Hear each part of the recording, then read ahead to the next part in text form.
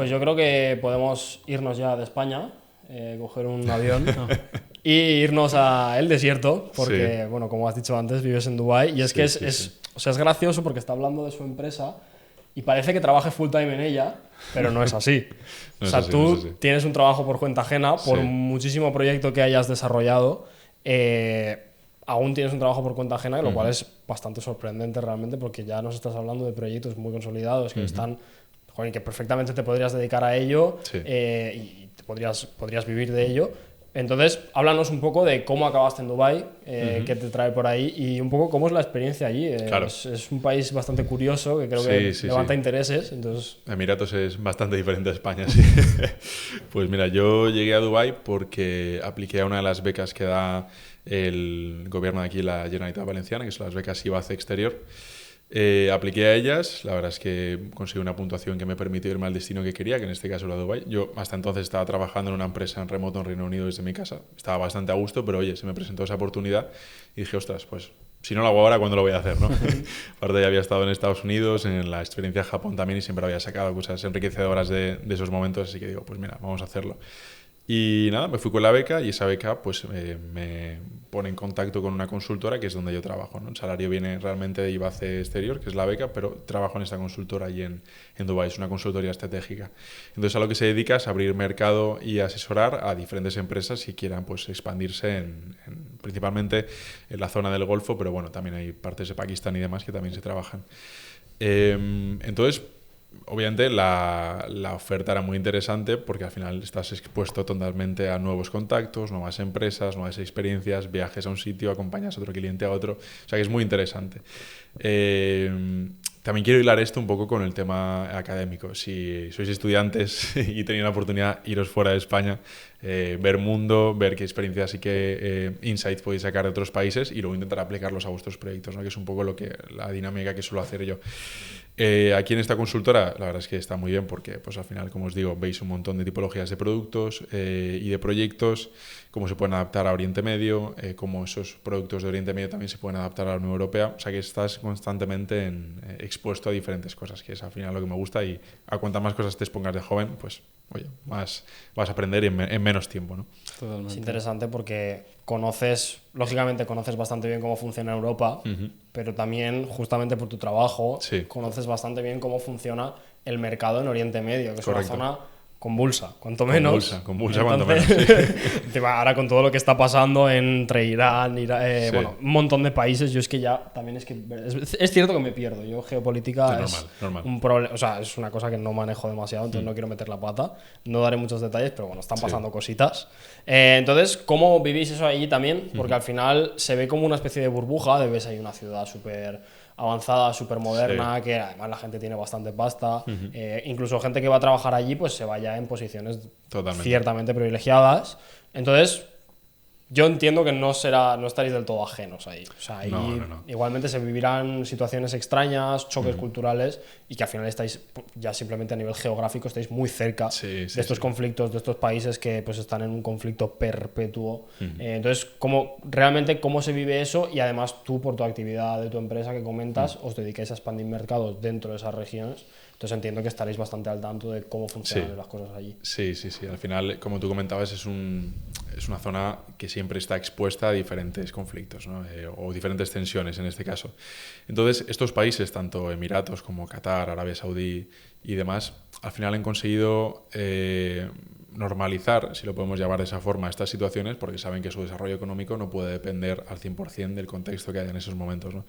Entonces, pues bueno, aunque Irán e Israel tengan un conflicto, aunque haya otro en X país, al final tienen que asegurarse de que su desarrollo económico sigue los planes que han establecido, porque no recordemos que estos países se encuentran en un desierto, y esos desiertos son interesantes por las diferentes cualidades fiscales y económicas que tienen, pero todo puede cambiar en un momento, ¿no? Entonces tampoco pueden permitirse, por mucho el dinero que tengan, permitirse cambiar un poco ese contexto. A nivel cultural es un choque muy grande, obviamente, porque estamos hablando de que es una cultura absolutamente diferente a la europea, donde en este caso los emiratíes pues están por encima y tú estás por debajo, da igual lo que hagas y cuánto dinero tengas. Ellos son los nativos, son únicamente el 8% de la población. Y sí que es cierto que pues, son gente que invita a conocer su país, a su cultura, te pueden invitar incluso a su casa, pero tienes que tomarlos con respeto porque, pues bueno, al final ellos son los que controlan el país y tú estás ahí de paso. Entonces, si vas a trabajar, si tienes ganas de montar tus proyectos, de aprender sobre otras personas y de desarrollarte a nivel personal, pues está muy bien. Pero tampoco te salgas de eso porque no recordemos que no deja de ser una dictadura, al fin y al cabo, ¿no? Sí. Cuéntanos un poquito más sobre la calidad de vida allí Sí. y lo realista que pueda suponer para un estudiante o incluso un perfil relativamente joven que Sí. sale al mercado laboral y quiere tener su primera experiencia laboral en el extranjero. ¿Qué tips, qué consejos le darías a esa primera persona? ¿Cuánto Sí. estimas un poco el precio del alquiler? ¿Cuánto estimas que los salarios rondan por allí para que se haga una ligera idea de cuál es Claro. la situación allí, ¿no? Claro, yo considero que para tener un estilo de vida normal en Dubái probablemente deberías de cobrar como mínimo unos 3.000 euros aproximadamente. En mi caso personal yo pago unos 1.400 euros de alquiler aproximadamente y luego pues bueno, todos los gastos que tengas asociados, ya si quieres un coche y demás. Creo que es importante ser abierto en este sentido porque al final hay mucha gente que tiene esas expectativas sobre irse a Dubái, cumplir un sueño y demás. Obviamente Dubái te ofrece muchas posibilidades, pero tienes que saber cuáles escoger y a cuáles estás cualificado para aplicar. ¿Hay puestos de trabajo? Sí, hay bastantes, pero buscan perfiles que primero, obviamente, pues tengan un buen nivel de inglés, luego que tengan experiencia previa. Por eso no recomendaría que fuera la primera experiencia laboral. Quizás entrar como una beca como la que he hecho yo para meter cabeza, por así decirlo, sería interesante, pero siempre está bien curtirte un poco más a la hora de ir a esos países porque son países pues, con esa vena árabe negociante que necesitas un poquito de tablas y saber moverte en ese tipo de situaciones. Entonces lo recomendaría para una segunda, incluso tercera experiencia laboral. Una vez allí, pues como digo, hay ofertas muy interesantes. Tengo amigos de todas índoles, ingenieros informáticos, gente experta en política, abogados también, y pues bueno, muchos de ellos han encontrado trabajo allí y de momento se van a sentar durante unos años. Pero también hay que tener en cuenta que es un sitio, como comentaba antes, que es un poco jungla, es decir, nada te protege y tienes que buscarte un poco la vida, lo cual te incita mucho a espabilarte, que eso también está muy bien. Pero hay que ir con unas expectativas claras. Busca muchos perfiles técnicos, eso sí que es cierto, más en Abu Dhabi, que está a una hora y poco de Dubái en coche, porque es una zona un poquito más tecnológica que se ha vuelto pues, a nivel de venture capitals, inversión y tema tecnológico muy interesante. Y Dubái es más a nivel tratante, a nivel comercial, hay otros tipos de empresas también para abrir mercado, pero si hablamos de este perfil más tecnológico, que creo que es el que compartimos los tres, pues creo que Abu Dhabi puede ser un poquito más interesante. Lo que te iba a preguntar también es el tema del visado, ¿no? Porque es cierto que en Estados Unidos había como dos estrategias para cumplir el sueño americano, trabajar para una big tech de allí o una empresa de finanzas, por ejemplo, ¿no? y montarte en el dólar literalmente.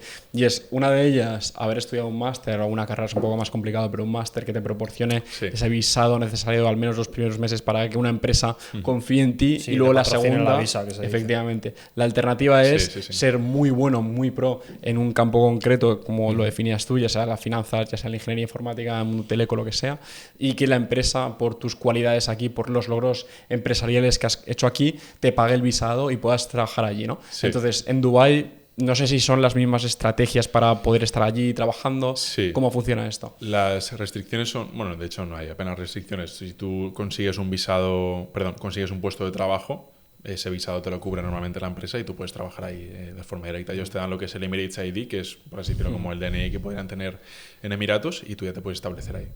De hecho, si quieres ser residente fiscal, podrías incluso montar tu empresa, emitirte un Emirates ID a ti mismo, es decir, un visado, y estar más de 183 días allí, y ya pues podrías aplicar a ser residente fiscal en Emiratos. ¿Y se puede pichar mucho? O sea, tipo Silicon Valley, porque justamente tengo un colega que se ha ido para allá, le encanta el mundo del emprendimiento, tiene bastantes contactos muy fuertes, ¿no? Allí, bueno, pues sí, personas poderosas, bastante poderosas, que no se puede decir aquí el nombre, pero y se ha ido allí porque tiene varias ideas de negocio, le encanta pichar, montar nuevas compartir sinergias. Entonces no sé cómo se mueve esto, porque has dicho que Abu Dhabi puede ser un sitio ideal en lo técnico. Correcto. Está creciendo en el entorno de Venture Capitals. Exacto. Al final ha habido un cambio de tendencias. Hay que entender que Emiratos Árabes se abrió un poquito más que bastante antes que Arabia Saudí, que es lo que está haciendo Arabia Saudí ahora mismo, ¿no? Está siguiendo un poco los pasos de Emiratos hace unos 20-25 años. Y Emiratos pues invertía mucho en empresas extranjeras, ¿no? De decir, pues voy a diversificar mi portfolio en esta empresa, luego un poquito más en energía, un poquito más en tecnología, agua y demás, ¿no? Ahora mismo lo que están buscando es precisamente que empresas vayan a Emiratos. Entonces, están dispuestos a invertir y hay muchos venture capital, muchos family offices, muchos inversores privados e incluso personas individuales que están dispuestos a invertir en empresas, pero normalmente buscan que se establezca allí en Emiratos, porque lo que quieren ahora es enriquecer su país, que esa riqueza no se filtre entre los diferentes países en los que invierten, sino realmente pues construir esas ciudades y esos proyectos dentro de propio Emiratos, ¿no? y dar esa riqueza a nivel empresarial dentro de Emiratos. Un approach similar está siguiendo Arabia Saudí. Entonces, hay muchas entidades a las que pitchear diferentes proyectos, obviamente dependiendo de la naturaleza. Pues quizás el nuestro de Winey, a nivel de bodegas, no tiene mucho sentido ahí en Emiratos, ¿no?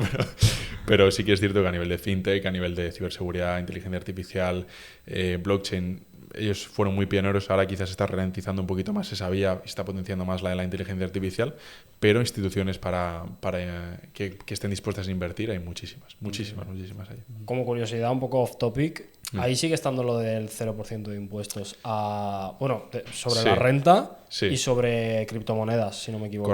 Correcto. Hasta, si no recuerdo mal, 100.000 euros aproximadamente. Bueno. Hay mucha gente que les puede parecer muy interesante, ¿no? De decir, oye, mira, pues el alquiler es relativamente caro aquí en Dubái, pero pues oye, consigo un 0% de fiscalidad, ¿no? De hecho, tengo amigos también incluso que viven 6 meses en España y 6 meses allí en Dubái. O sea, que al final consigues los 183 días, pues bueno, puedes ser residente fiscal aquí y tener actividad aquí también. Ese es el modelo que nos interesa. Es un poco ver... Hace mucho calor, tío.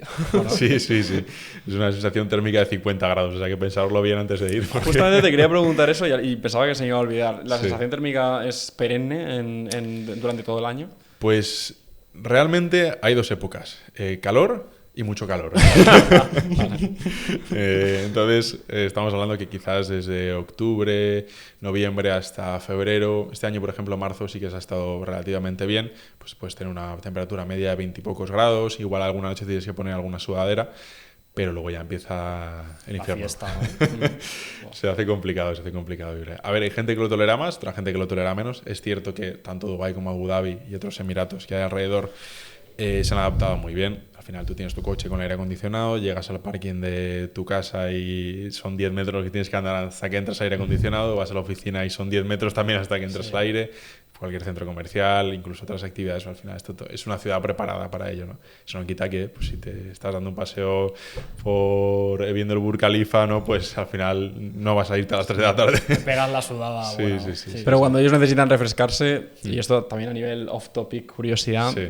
Han generado tormentas sintéticas, ¿no? ¿Puede ser? ¿O me estoy inventando? Eso se comentaba. La verdad es que no soy experto en el tema, pero bueno, no sé si sabéis que hubo pues, un acontecimiento parecido a la DAN allí en Dubái, creo que fue el año pasado, que acabó con la mitad de infraestructura de la ciudad. Se llevó claro, aparte es una ciudad que no estaba preparada para ese tipo de climatología, ¿no? Entonces se llevó por delante coches, edificios, puentes, fue bastante gordo. No sé si fue exactamente provocado por ello. En pleno desierto, sí. Wow. Ellos están cercanos a la costa, sí que es cierto, en Dubái en este caso. Entonces, pues bueno, puede que hubiera ahí un mix de factores que llevaran a ello, o puede que fuera provocado de forma, vamos a decir, involuntaria, pero bueno. Está súper, no sé, la verdad es que no tenía ni idea de que había habido una Dana en Dubái. No me lo esperaría tampoco. Sí. Pero bueno, sí, a ver, supongo que será lo típico, que es una cosa súper improbable. Lo que pasó aquí en Valencia era súper improbable también. Pero oye, pues al final, en el largo plazo puede ocurrir. Pero bueno, al final entiendo que es una ciudad que, como tú dices, está más o menos preparada para el calor extremo. Entiendo que vas a todas partes en coche. Todas partes. O sea, es un poco Estados Unidos. Es lo que has dicho que, bueno, si quieres un coche, o sea, yo creo que necesitas un coche realmente. Si quieres vivir, salir un poco y tal y no estar en la cueva. Hay una línea de metro, sí que es cierto, que conecta la parte de Business Bay, que era el centro económico, por así decirlo, con la parte de Dubái Marina, que es un poco más residencial y parte de ocio, pero es una línea de metro. Y cuando digo línea es que es una línea, o sea, va en línea recta, entonces no hay nada más. Entonces, si vives ya un poquito, que es mi caso, un poquito más a las afueras de esa línea de metro, pues ya tienes que tener un coche de 100%, sí.